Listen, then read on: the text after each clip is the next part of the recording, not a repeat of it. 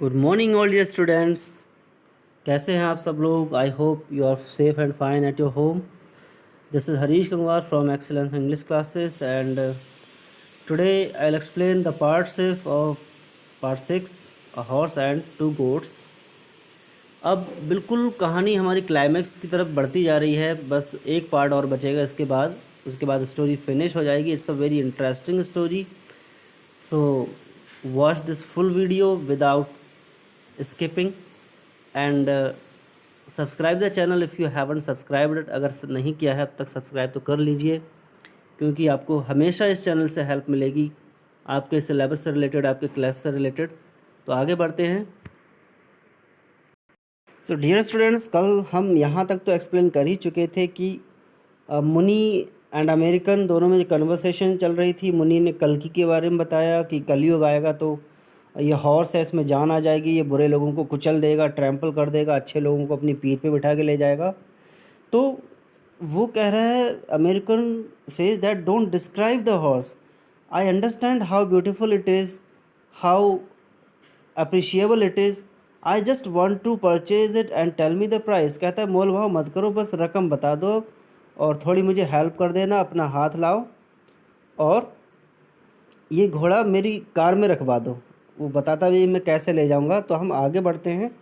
फिर से वो कहता है, land me a hand and I can lift off the horse from its pedestal after picking out the cement at the joints. क्या कहता है?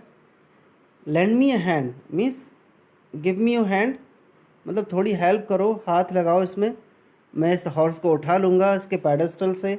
यानी उसका जो ये पेडेस्टल था जिस पर वो स्टैच्यू बनी हुई थी। कहता है कि इस पेडेस्टल पे थोड़ा हाथ लगाओ तो यहाँ से जॉइंट से हम इसे छुड़ा लेंगे, सीमेंट छुटा देंगे।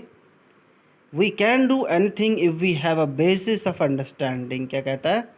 We can do everything if we have some understanding, basis of understanding. कहता है थोड़ी सी समझदारी दिखाओ तो सब कुछ हो सकता है। और समझदारी ये है, इसके जॉइंट्स पे से हम लोग सीमेंट छुटा देते हैं। ठीक है। At this state the mutual mystification was complete. अब ये स्टेट यानी ये जो कंडीशन आई तो म्यूचुअल जो मिस्टिफिकेशन था, मिस्टिफिकेशन मतलब जो कन्फ्यूज़न था दोनों के बीच में, बहुत कंप्लीट हो गया। यानी सबसे ज़्यादा कन्फ्यूज़न अब इसी टाइम हुआ। And there was no need even to carry on a guessing game at the meaning of words.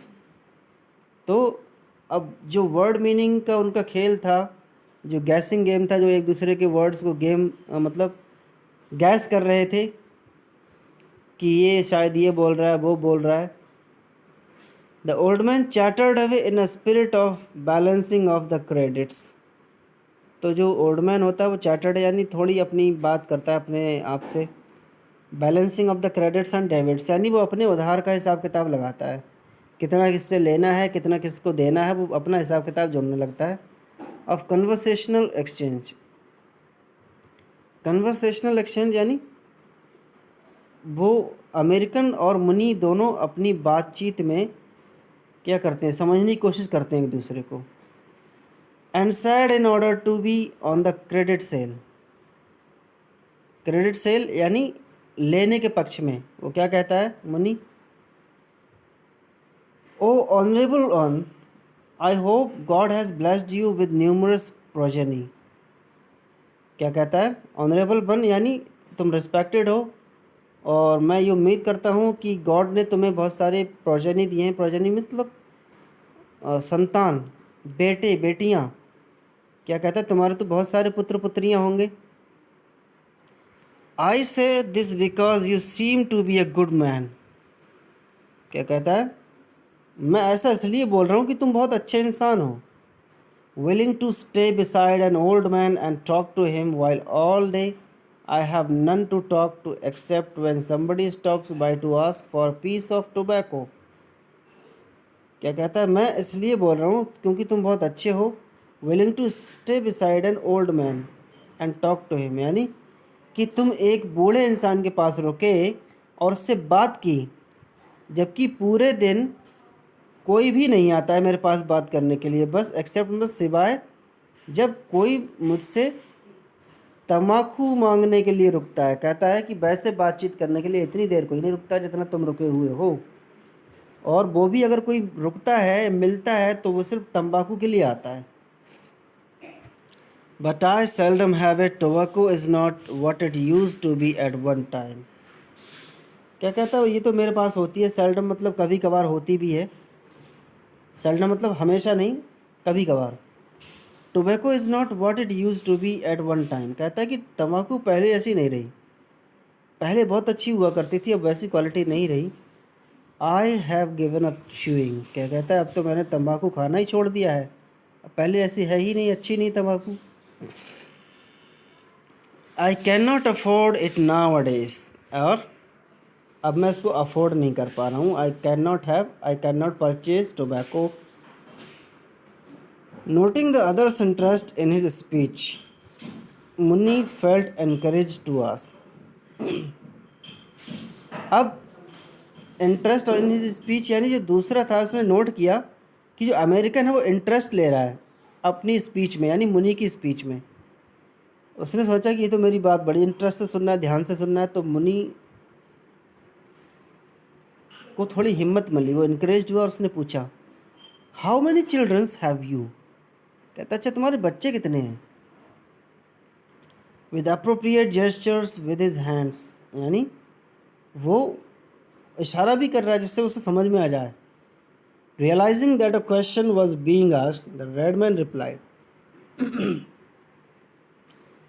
तो रेडमैन को यानी अमेरिकन को ये रियलाइज़ हुआ कि ये कोई क्वेश्चन पूछ रहा है मुझसे, लेकिन क्या क्वेश्चन पूछ रहा है ये नहीं पता, बस ये समझ में आ गया क्वेश्चन पूछ रहा है। तो रेडमैन ने कहा, आई सेड 100, क्या कहता है, मेरी तरफ से 100। अब देखिए, उसने पूछा था तुम्हारे संतान कितनी है, कितने बेटे बेटियां हैं, और इसने क्या सोचा कि ये मुझसे कीमत पूछ रहा है, कितने रुपए दोगे, तो उसने कहा मैं 100 रुपये दूंगा। With encouraged Muni to go into details, यानी जिससे जो मुनी था और डिटेल में बात करने लगा। जब उसने जवाब दिया 100 यानी 100, तो मुनी को थोड़ा हिम्मत मिली। तो मुनी ने सोचा कि इसने अपनी बेटी बेटियों के बारे में जवाब दिया है, लेकिन उसने 100 बोला होगा, तो मुनी को समझ में नहीं आया होगा कि 100 क्या होता है, 100 100 के लिए बोल रहा है, कुछ और बोल रहा है। उसने सोचा, उसने बताया होगा 2-3 होंगी। फिर वो पूछने लगता है आगे, डिटेल में मांगने लगता है कितने बेटे हैं कितने बेटियां हैं। How many of your children are boys and how many girls, कहता अच्छा लड़के कितने हैं और लड़कियां कितनी हैं। अब देखिए अमेरिकन ने क्या बताया था, अमेरिकन ने तो ये बताया था कि मैं 100 रुपये दूंगा इस घोड़े के बदले में, लेकिन उसने सोचा ये लड़के लड़कियां बता रहा है, फिर पूछने लगता है कि कितने लड़के हैं कितनी लड़कियां हैं। वेयर आर दे, हैं कहाँ पर। इज़ योर डॉटर मैरिड, और क्या तुम्हारी डॉटर की शादी हो गई। Is it difficult to find a son in law in your country also, क्या कहता है अच्छा लगता है तुम्हारे देश में भी लड़की के लिए लड़का ढूंढना बहुत मुश्किल है, कहता तुम्हें भी दामाद नहीं मिल पा रहा उसकी शादी के लिए। अब देखिए मुनि ने क्या किया, मुनि ने तो उनकी बेटे बेटियों के बारे में पूछ लिया, शादी के बारे में पूछ लिया, ये भी बता दिया कि तुम्हें दूल्हा नहीं मिल पा रहा है। तो in order to these questions the red man dashed his hand into his pocket, तो इससे लगा फिर से ये क्वेश्चन पूछ रहा है, तो उसने डायरेक्ट क्या समझा कि पैसे के बारे में पूछ रहा है, तो उसने अपनी पॉकेट में हाथ डाला and brought forth his wallet in order to take immediate advantage of the bearish trend in the market, यानी जो ट्रेंड चल रहा था मार्केट में पैसे निकाल कर देने का, उसने सोचा कि तुरंत इसका एडवांटेज उठाएं और उसको पैसा दे दें। ही फ्लोरिश्ड 100 रुपी करेंसी नोट, तो उसने क्या किया, एक 100 रुपये का पत्ता निकाला, यानी 100 रुपये का नोट निकाला, उसे फ्लोरिश किया, मतलब उसे दिखाया हवा में लहरा कर, और कहा well this is what I meant, क्या कहता है अच्छा मेरा कहने का मतलब ये है कि मैं 100 रुपये दूंगा। उसने 100 रुपये उसने दिखा दिए। अब मुनि का दिमाग यहीं से पलट जाता है, कहता अच्छा अब ये बकरी खरीदने की बात कर रहा है। The old man now realized that some financial element was entering their talk. अब मुनि को रियलाइज़ हुआ कि कुछ फाइनेंशियल एलिमेंट यानी कुछ फाइनेंशियल मुद्दा हमारी बातचीत में आ गया है। अब बात पैसे की हो रही है। He peered closely at the currency note, the like of which he had never seen in his life. और उसने peered किया, peered मतलब watched closely at the currency note, बहुत ध्यान से देखा, क्योंकि उसने अपनी लाइफ में कभी इतने गौर से देखा ही नहीं था। शायद 100 रुपये का नोट उसने जल्दी देखा ही नहीं हो, बस वही 1-2 रुपये या फिर 25 पैसे, 50 पैसे, 10 पैसे ऐसे उसने देखे होंगे। He knew the 5 and 10 by their colors, although always in other people's hand. वो सिर्फ 5 रुपये और 10 रुपये जानता था उनके कलर से। जैसे आज अलग अलग रंग बिरंगे नोट आ रहे हैं, पीले, गुलाबी, हरे रंग के, तो उनके कलर से वो 5 और 10 रुपये जानता था। लेकिन वो भी जब वो दूसरों के हाथ में होते थे, यानी मुनि के पास कभी 5 और 10 रुपये इकट्ठे नहीं हो पाए। While his own earning at any time was in coppers and nickels, यानी कभी कभी उसकी जो कमाई होती थी कॉपर्स और निकल में होती थी, कॉपर और निकल के सिक्के। निकल क्या है? निकल भी एक मेटल है। कॉपर तो होता ही है, कॉपर के पहले कॉइन्स होते थे तांबे के, और निकल बहुत स्ट्रॉन्ग मेटल है जिसका यूज़ कहीं ना कहीं एरोप्लेन बनाने में भी होता है, तो उसमें उसका ट्रेड होता था। What was this man flourishing the note for? कहता है अच्छा ये जो नोट मुझे दिखा रहा है, क्यों दिखा रहा है, किस लिए दिखा रहा है? Perhaps asking for change. कहता है अच्छा ये मुझसे चेंज मांग रहा है। तो मुनि ने सोचा ये चेंज मांग रहा है, खुले पैसे मांग रहा है मुझसे, 100 रुपये दे के बताओ मैं कहाँ से दूंगा। He laughed to himself at the notion of anyone coming to him for changing 1,000 or 10,000 rupee note. Notion मतलब आइडिया, यानी वो इतने ज़ोर से हंसा, उसे ये आइडिया आया कि बताओ मेरे पास कोई रुपए खुलाने आ रहा है, चेंज लेने आ रहा है मुझसे। जैसे मान लो कोई 1,000 10,000 रुपये खुलवाने आ गया हो उससे, इतनी ज़ोर से हंसा। He said with a grin, यानी उसने एक स्माइल के साथ किया, स्माइल के साथ कहा आस्क आवर विलेज हेडमैन। तो उसने कहा अच्छा हमारे गांव के मुखिया के पास जाओ, वो देगा तुम्हें चेंज, उसके पास होंगे। क्या who is also money lender, वो भी एक मनी लेंडर है, जमींदार है, वो बहुत बड़ा पैसे वाला है, उसके पास जाओ, वो तुम्हें चेंज दे देगा इसके बदले में।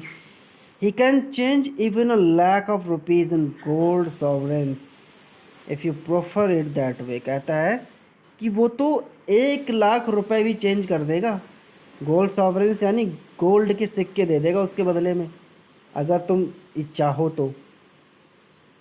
कहता तुम तो कितने भी चेंज करवा लो मुखिया से, मुझसे क्या पूछ रहे हो। He thinks nobody knows but dig the floor of his puja room and your head will reel at the sight of the board. The hoard मतलब ढेर, पाइल। क्या कहता है? He thinks nobody knows, कहता है कि मुखिया है वो ये सोचता है कि किसी को पता नहीं है। कहता है but dig the floor of his puja room, कहता है उसका जो पूजा वाला कमरा है ना, उसका फर्श डिग कर दो, यानी खोद डालो, और खोदने पर तुम्हें जो तुम्हारा दिमाग है, हेड विल रील यानी चकरा जाएगा, तुम्हारा सर घूम जाएगा, at the side of the होड, यानी जब तुम रुपए पैसे का ढेर देखोगे ना उसके कमरे में खोद कर, तो तुम्हारा सिर चकरा जाएगा, इतना पैसा है मुखिया के पास। The man disguises himself in rags just to mislead the public. और क्या कहता है? The man, the village headman disguises himself in rags, यानी फटे चीथड़े कपड़े पहनता है सिर्फ पब्लिक को बेवकूफ़ बनाने के लिए, पब्लिक को मिसगाइड करने के लिए। फिर आगे बोलने लगता है talk to the headman yourself because he goes mad at the sight of me. क्या कहता है? भाई मुखिया से तो तुम ही बात करना, क्योंकि मुझे देखकर तो पागल हो जाता है वो, यानी गुस्सा आ जाता है मुझे देखकर उसे। फिर मुनि ये रीज़न देता है कि वो मुझे देखकर पागल क्यों होता है, उसे गुस्सा क्यों आता है। कहता है someone took away his पंपकिंस with the creeper.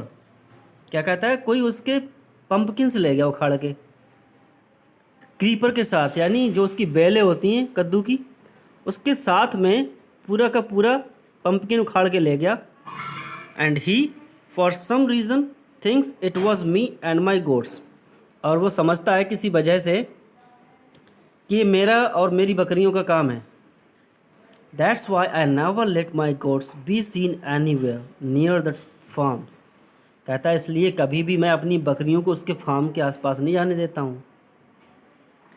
His eyes traveled to his goats, nosing about, attempting to wrest nutrition from minute greenery peeping out of rock and dry earth. तो वो अपनी बकरियों की तरफ देखकर ये बात बोलने लगा कि मैं अपनी बकरियों को वहाँ नहीं जाने देता हूँ। जो उसकी गोट्स थीं वो नोजिंग अबाउट यानी आसपास में घूम रही थीं और जो आवाज़ें कर रही थीं, और वो अटैम्प्ट कर रही थी रेस्ट न्यूट्रिशन यानी वो पोषण लेने की, यानी खाना पीना खींचने की। रेस्ट मतलब खींचना या खाना, तो घास को खींच रही थी। फ्रॉम मिन्यूट ग्रीनरी मीन्स जो हरियाली थी, मिन्यूट मतलब छोटी छोटी बारीक। Peeping out of rock and dry earth, जो सूखी ज़मीन और चट्टानों के बीच में कहीं कहीं थोड़ी बहुत घास थी, उसको जो बकरियां खींच रही थी, उनको देखते हुए बोला कि मैं अपनी बकरी को उसके फार्म के आसपास नहीं जाने देता हूँ। अब देखिए बात कहाँ से कहाँ तक घूम के जाती है। बस बात घोड़े की खरीद की थी, मुनि ने इतना सब कुछ बता दिया। The foreigner followed his look and decided that it would be a sound policy to show an interest in the old man's pets.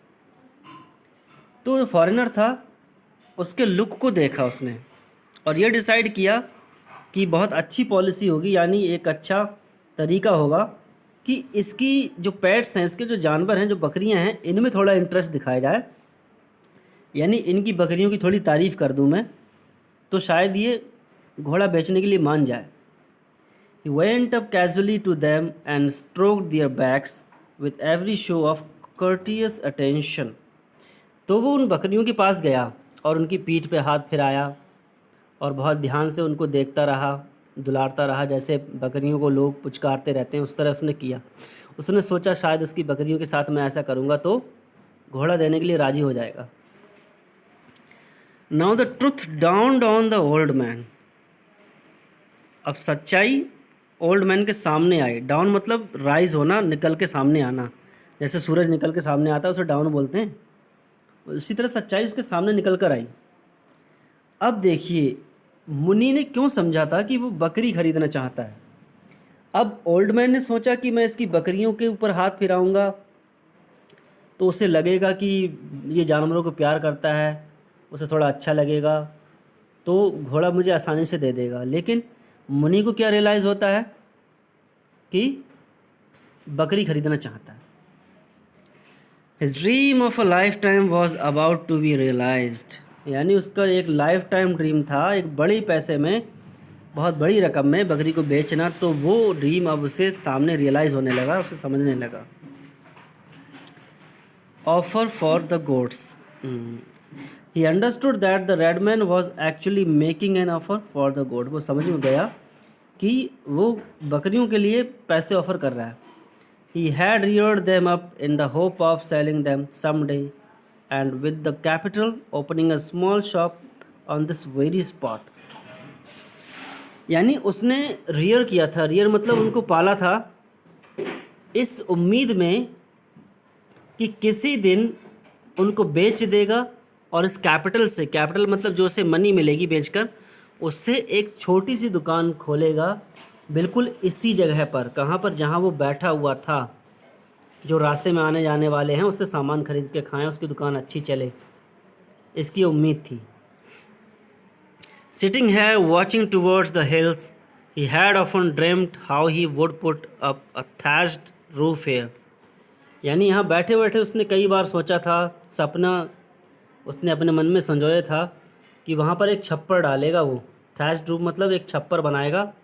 Spread a gunny sack out of the ground, यानी नीचे जो कुछ बोरे होते हैं, यानी एक पाल जैसा कुछ भी नीचे ज़मीन पर बिछा देगा। And display on it fried nuts, coloured sweets and green coconut for the thirsty and famished wayfarers on the highway. और उस पर वो रखेगा, क्या रखेगा? फ्राई नट्स, कलर्ड स्वीट्स यानी रंग बिरंगी मिठाइयाँ, ग्रीन कोकोनट यानी हरा नारियल जिसमें उसमें स्ट्रॉ डालकर पीते हैं, बिल्कुल थर्स्टी एंड फैमाइज्ड वेफेयरर्स यानी बिल्कुल भूखे प्यासे तड़पते हुए रास्ते से गुजरने वाले लोग होंगे उनके लिए, जिससे उसे अच्छा पैसा मिलेगा। Which was sometimes very busy, यानी ये रोड कभी कभी बहुत ज़्यादा बिजी होता था, रोड पे बहुत भीड़ होती थी, तो सोचो उसकी शॉप कितनी ज़बरदस्त चलेगी। The animals were not prize ones for a cattle show, but he had spent his occasional savings to provide them some fancy diet now and then। यानी जो एनिमल्स थे उसके लिए कोई एक बड़ा प्राइज़ नहीं थे, एक बड़ा इनाम नहीं थे कैटल शो के लिए। कैटल शो यानी मेले में लगाते हैं प्रदर्शनी, सब लोग अपने अपने एनिमल दिखाते हैं, किसी का 1 लाख का बकरा होता है, किसी का 1 लाख का बैल होता है, उस तरह से। तो अगर वो ऐसा करता तो उसे पैसा नहीं मिलता। But he had spend his occasional savings to provide them some fancy diet, लेकिन उसने कभी कभी अपनी सेविंग्स बचा के रखी थी अपनी फैंसी डाइट को, यानी जो उसका सपना था उसको पूरा करने के लिए। नाउ एंड देन यानी कभी कभी उसने बचत की थी। And they did not look too bad, जो बकरियों को उसने बचा के रखा था, बचत की थी बकरियों की अपना सपना पूरा करने के लिए, और जो बकरियां थीं अच्छी थीं यानी बुरी भी नहीं थी। वाइल ही वॉज रिफ्लेक्टिंग दस the red man shook his head, और जब ये सब सोच रहा था, वो सपना सोच रहा था कि अब सपना पूरा होने जा रहा है, 100 रुपये देगा मुझे बकरियों के बदले में, मैं दुकान खोल लूँगा। तो रेडमैन था वो अपना सिर हिलाने लगता है। एक्सप्लेनेशन आज यहाँ तक, कल पूरी एंड हो जाएगी। स्टोरी अच्छी है, कमेंट करिएगा स्टोरी कैसी है, कैसा लगा आज का एक्सप्लेनेशन। लाइक करिए वीडियो को, सब्सक्राइब करिए चैनल को। Thanks for watching the video. Have a wonderful day, enjoy your day.